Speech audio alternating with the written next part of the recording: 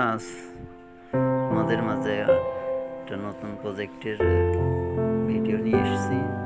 বেগুন চাষ, যেটা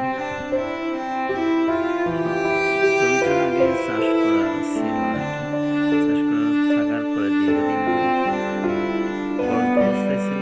এরপরে বেগুন লাগানো হয়েছিল বছর আগাছা ঘাস, এগুলো জন্মানোর পরে ঘাস মরার জন্য পোড়া তেল দেওয়া হয়েছিল।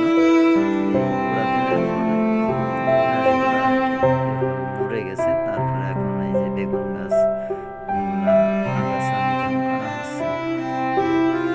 অনেকটা নির্মূল হয়ে যায়। পোড়া তেল ক্ষতিকর, অবশ্য আবার একটু কাজ দ্রুতও হয়।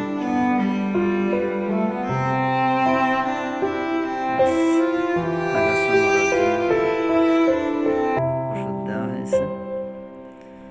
এই বেগুনের জাতটা এটা হচ্ছে আপনার 3-4টাই কেজি হবে।